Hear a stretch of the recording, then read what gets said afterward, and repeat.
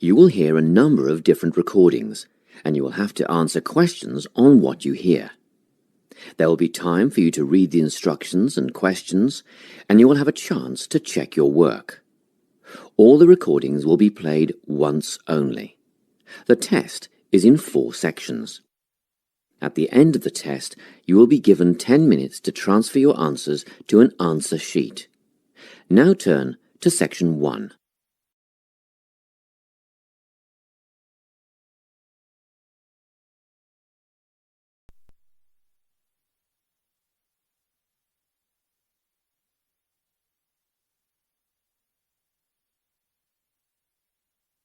Section 1.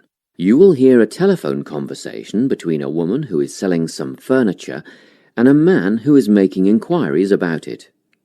First, you have some time to look at questions 1 to 5.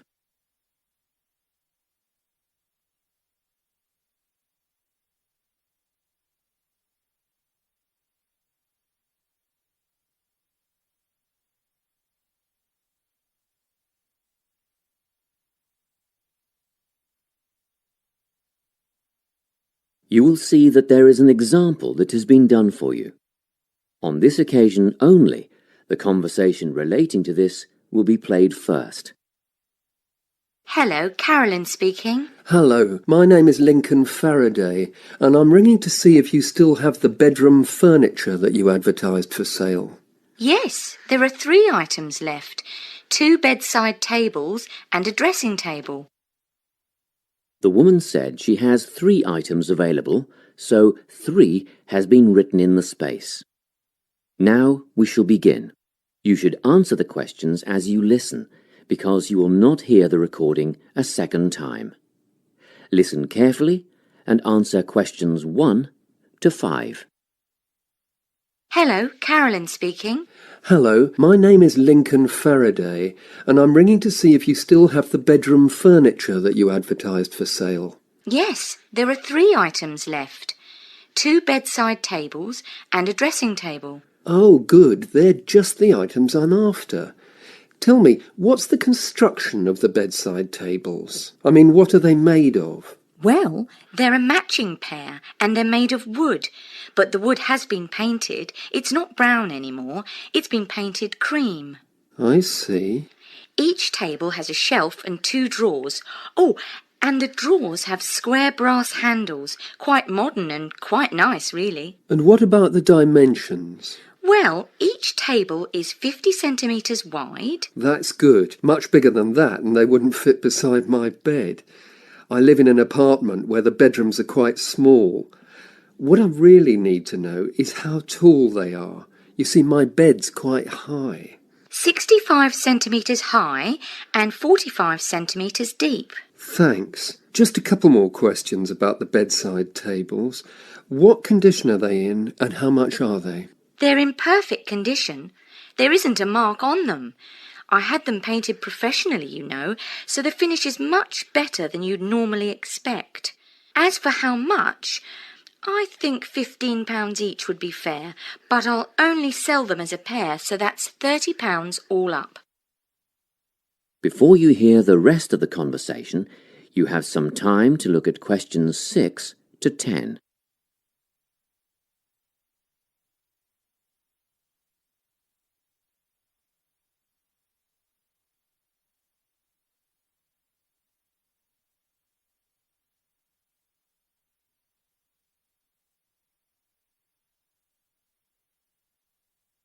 Now listen and answer questions 6 to 10.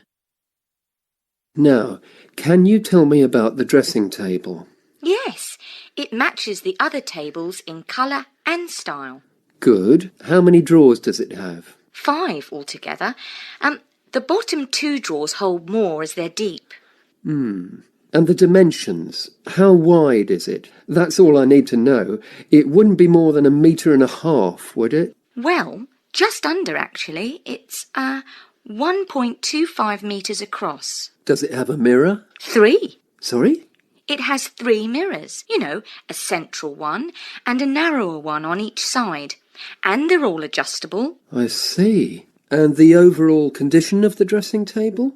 Well, It has a couple of scratches on the surface, but it's still in good condition, so I'm asking £50. Could I call round and have a look later today? What time were you thinking of? In about half an hour. Oh, yes, that's fine. By the way, my name is Carolyn Klein. It's on the gate at the front of the house. Klein. Is that Kline? That's right. And I live at 19 Domain Road. Did you say the main road? No, Domain. Domain Road. That's just off Ashgrove, isn't it? Yes. See you soon then. Yes, in about 30 minutes. That is the end of section 1. You now have half a minute to check your answers.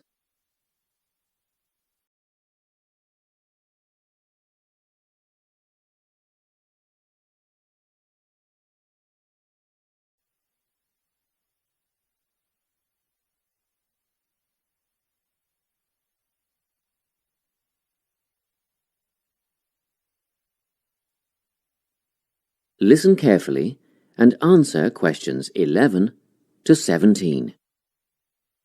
It's so nice to see so many people here on our open day. I hope you'll be impressed by what you see and that you'll all decide to join up. We have tried to cover all aspects of sport and fitness here at the centre. Well, let's start, shall we? As we're standing here at reception looking down the long corridor, you'll notice the car park on your left, where most of you have parked, asks you to reverse into the parking spaces for safety reasons. Also, this morning, a couple of keen potential members rode their bikes right in through the door instead of leaving their bikes outside there on your right, where the secure bike stands are.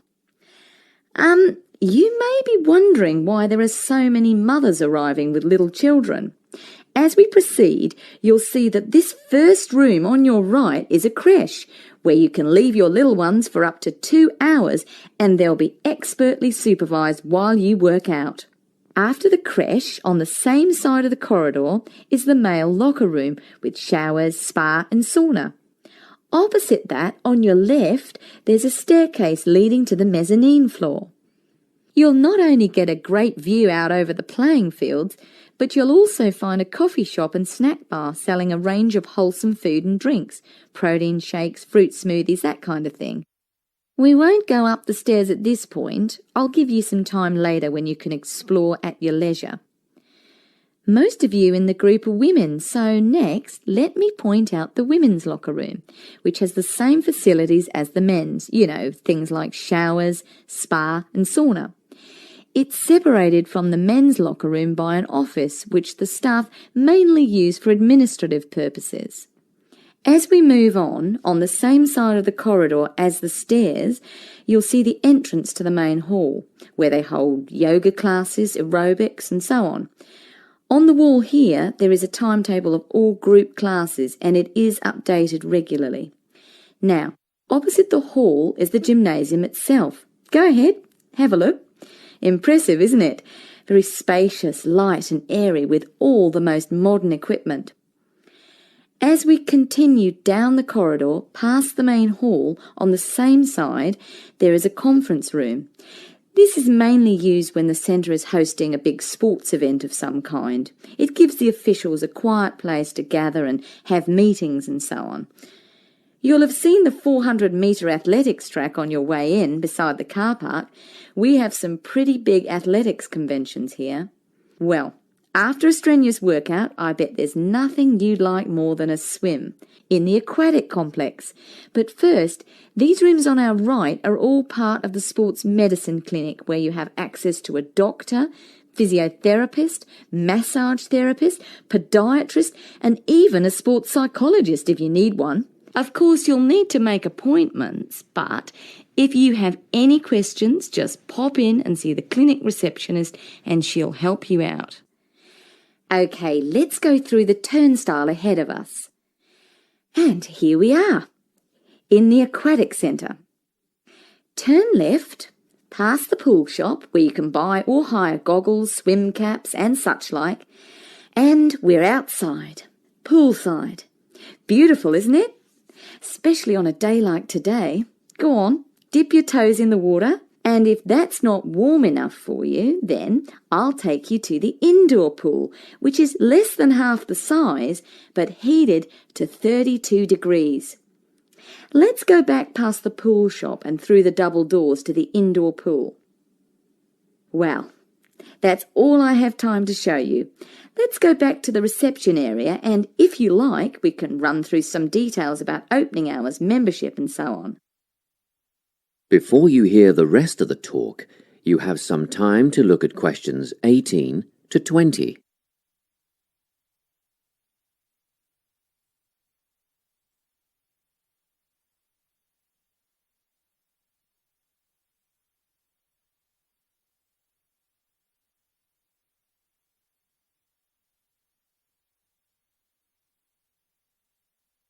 Now listen and answer questions 18 to 20. Now, in this brochure, you'll see the opening hours. The centre is open 7 days from 5 a.m. to 9 p.m. Monday to Friday, except for public holidays which follow Sunday's timetable. On Saturdays, we open at the same time as weekdays and close a little earlier. So that's 5 a.m. to 7 p.m. on Saturdays, and on Sundays everyone gets a sleep in. You can come in between 7 a.m. and 5 p.m. Membership fees cover access to the gym, group classes and the pool. But if you want to join a swim squad to train with a coach, you should inquire at reception for prices and timetables. In the gym, personal training is available from one of our dedicated team of trainers, and reception will have more information on who is free when and what hourly rates apply. However, there is always a certificated instructor on hand in the gym at all times for advice and help. And once your membership is paid, you are entitled to a free health assessment, and you'll get a program designed to meet your own particular needs. You'll need to book a time for this with the gym instructor. Now, if you're a mum or dad, remember you can leave your children in the creche. They take babies from 6 weeks old. Bookings are essential though, and you'll have to check the website for times and pricing. Members are also entitled to tennis lessons on a Tuesday or Thursday from 9 till 10:30, but bookings are essential, so ring Natalie. Her number is here in the brochure to reserve a place. Well, I think that's it. Any questions? That is the end of section 2. You now have half a minute to check your answers.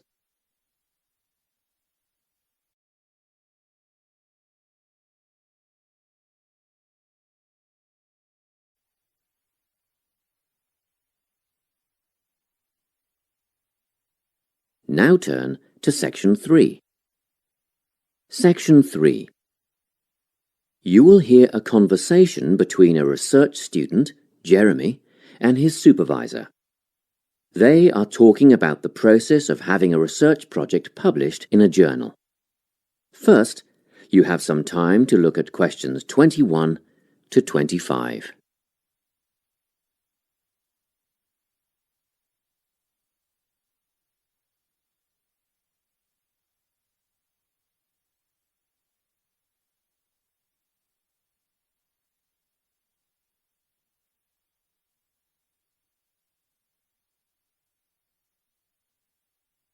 Listen carefully and answer questions 21 to 25.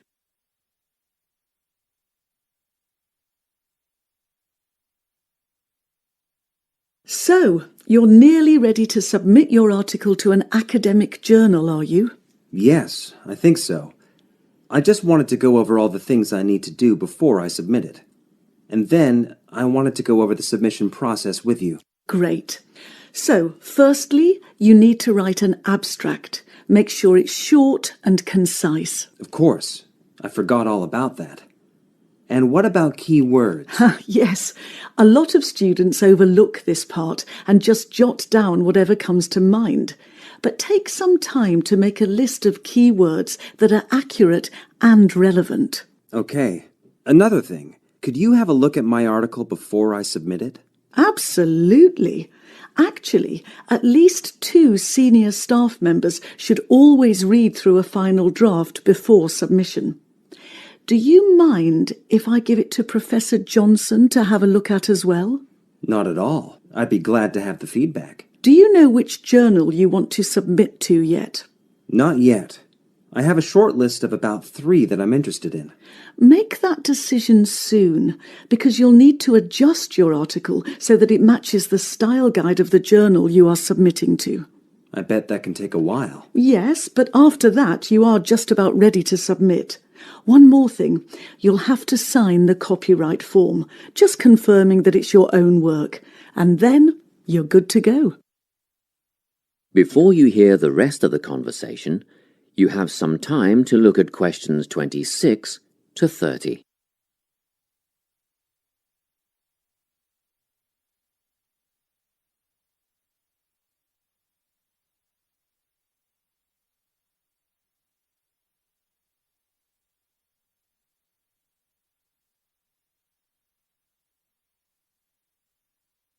Now listen and answer questions 26 to 30. Now, the submission process. How does it work exactly? Well, the first thing is to just send it off. You've got to send in the manuscript before anything else can happen. Sure. And then should I call to check if they have received it? No need for that, no. All you have to do is just log on to your email regularly, because you will get a submission confirmation once they have processed the manuscript. And that will have comments on what they thought of it. No comments yet. That email is just to let you know they have received it. The next stage is what is known as peer review. This is when experts in the field review your manuscript and decide whether to accept it. They'll never accept me. I'm only a master's student. Don't worry about that, Jeremy. It's all done through a double-blind method. That means that whoever reads your manuscript has no idea whether you are a grad student or a Nobel Prize laureate. They'll only be judging your work, not you. Well, that's good to hear. And then what, once they've made their decision? Well, there are 4 possible outcomes. You might get an acceptance, but a first-off acceptance is very, very rare. Don't pin your hopes on it. You could also get a rejection, but these don't happen very often either. I don't think this will be a problem. What do you think I'll get? If you're very lucky, you'll get a conditional acceptance. This means that they've accepted the article and it will be published, but you need to tweak a few things first. A sentence here, a heading there, nothing major. That sounds good. But to be honest, you will probably end up with a revise and resubmit. This means they are definitely interested, but you will need to rework the paper before it's accepted. The necessary changes will be outlined by the reviewers. Okay. So I just fix the things that need changing and present it again? Yes, but include a cover letter that discusses the changes you have made. The same goes for a conditional acceptance, actually. It helps the reviewers see that you've taken their criticism seriously. That is the end of section 3. You now have half a minute to check your answers.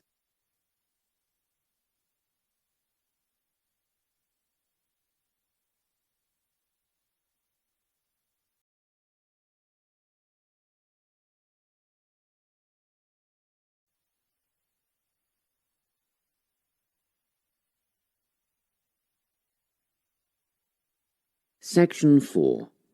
You will hear a talk on the importance of soil in organic agriculture.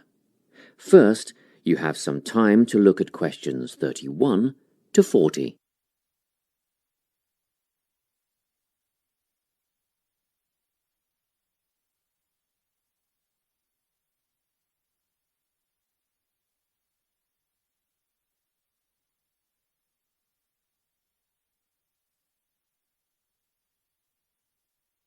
Listen carefully and answer questions 31 to 40. Welcome to this talk on soil science and organic farming. Dirt, soil, earth, loam, mud or dust it doesn't matter what you call it, is of primary importance in the production of food and other crops. Most people think of it just as a substrate or medium in which plants grow, but it's more than that. It's actually a living entity. Or it should be if it's healthy, and human health is affected by the health of the soil. Healthy, living soil is literally crawling with life. There are the obvious earthworms, which burrow in the soil and help to aerate and improve it, beetles and other hard-backed insects, and various invertebrates like centipedes. Then there are fungi and bacteria, also living forms. Healthy soil needs food, air, and water to help plants grow. And the more nutrients in plants, the more available for humans and livestock. It stands to reason, therefore, that plants grown in poor soil will have few nutrients to pass on to the consumer, whose well-being will be worse off over the long term. So, where do plants get their nourishment? Most of it comes from the soil.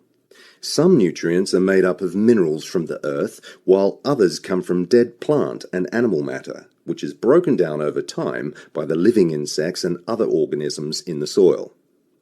Plants depend on these little living creatures to convert minerals and other vital elements into a utilizable form that can be taken up by the plants. And it's a synergistic relationship. In turn, the plants assist those helpful organisms by releasing sugars and enzymes back into the soil. Before I go any further, let's take a look at the structure of soil. Now, if you look at the diagram, you will see that soil is made up of many different layers. Let's start at the bottom. This is the bedrock under all the other layers. The layer above that is called regolith. Here, the bedrock is slightly broken up, but plant roots don't penetrate this layer. Moving up the chart to the next layer, we come to the subsoil, which contains clay and mineral deposits. On top of that is the alluviation or leaching layer. This is quite light in colour and is mostly just sand and silt. As we get near the surface, we find the topsoil. You will hear a lot of talk about topsoil amongst farmers and other agriculturalists. It's the most important layer of all because it's where seeds germinate and roots grow. Now, at the top of the chart, you will see a comparatively thin layer. This is organic matter that is still in the process of decomposition. It mostly consists of leaf litter and humus. Just think of the surface of the forest floor, partly decayed leaves and twigs, that sort of thing.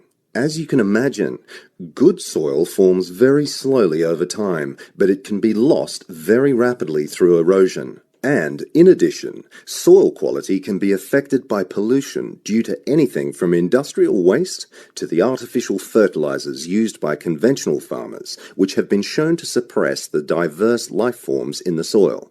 This is why organic agriculture is the way of the future. Let's take a quick look at the conventional system, which is often based on monoculture, the production of a single large crop. It relies on chemicals for fertilizer and pest control. It is also becoming an increasingly common practice to use genetically engineered seeds. And more chemicals are used to control insects and fungi, which attack crops in storage and during transportation. Also, did you know that there is no requirement for conventional growers to maintain records of their production practices? Organic growers, on the other hand, choose the most environmentally friendly options for dealing with pests and disease problems, working towards prevention in the first place. Some of the strategies they employ include alternating the crops grown in each field, as opposed to monocropping. Because different plants add different nutrients to the soil by rotating crops, the soil is naturally replenished. This can do away with the need for pesticides, because the problem insects' life cycles are naturally interrupted. Surrounding crops with green waste can not only conserve moisture in the soil, but it can prevent weeds from springing up, and it also feeds the beneficial microorganisms. When it's ploughed under, it feeds the soil by building more organic matter. Organic farmers often release beneficial insects as predators, which precludes the need for artificial pesticides. Animal manure, combined with green waste materials, correctly composted to kill pathogens and weed seeds, fertilizes the soil in a way that encourages life rather than suppressing it. And, by the way, use of manure in organic farming is highly regulated. In fact, all agricultural inputs are evaluated for their long-term effects on the environment, regardless of whether they are synthetic or natural. To sum up, organic farming is the only sustainable way of feeding the people on this planet and keeping both the planet and the people in good health. That is the end of section 4. You now have half a minute to check your answers.